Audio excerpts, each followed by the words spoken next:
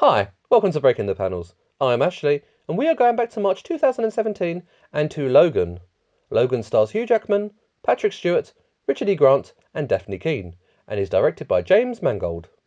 Logan is set in the not-too-distant future, where nearly all of mutant kind is extinct and the fabled X-Men are dead, with the exception of Logan, Caliban, and Professor Xavier, who wish to live out the rest of their days in solitude at sea. However, they are soon dragged into a brutal fight for survival as a young girl enters their lives who exhibits traits that are all too similar to that of the Wolverine to be a coincidence. She is being hunted by a vicious pack of marauders sent after her by a shady corporation intent on turning children into weapons. Now I have to say, I absolutely love this movie. Hands down, Logan is one of my favourite comic book movies of all time. As always, Hugh Jackman done a fantastic job of portraying Logan. This really was the actor's defining performance as the character, and has certainly rejuvenated my interest in seeing the future exploits of Hugh Jackman's Logan, potentially in the MCU now that Disney has acquired Fox. Old Man Logan is a prominent solo ongoing series at Marvel Comics, as well as the character featuring prominently as part of Kitty Pryde's X-Men Gold team. I'd love to see Old Man Logan on the big screen and interacting with the Avengers. That would be a dream come true, not just for me, but for many fans around the world. Daphne Keane was an absolute revelation.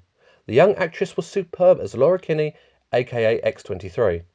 I loved the character's portrayal in this movie. She was savage, violent, but also exhibited many layers. The similarities between her portrayal and performance and that of Jackman's original performance of Wolverine in the first X-Men movie are definitely present. The violence and combat in this movie is superb, both Logan and Laura contributing equal amounts of gore and brutality. Those famous adamantium-laced claws have never seen so much action. This is certainly a far cry from that hallway scene from X2 back in 2003. This movie used the Johnny Cash songs Hurt and The Man Comes Around for its trailer and closing credits. In my opinion, this was a fantastic idea. These songs perfectly captured the tone of this movie, including the state of the world the characters are inhabiting, as well as Logan's physical and mental state of mind. I remember watching this trailer over and over, and it got me so excited for this movie. The villains of this movie were based on the Reavers, who first appeared in Uncanny X-Men 229 from 1988. I felt they weren't particularly iconic, but they didn't need to be. Faceless mercenaries, well armed and in great numbers, were exactly what this personal and intimate story needed. And that was why Logan works so well for me. Logan is a very small, personal and intense story, which is very different and highly refreshing considering how large-scale and high-risk recent X-Men films have been, which unfortunately has compromised character portrayal and development, in my humble opinion. Now, I think it's important that we give a hat nod to Deadpool.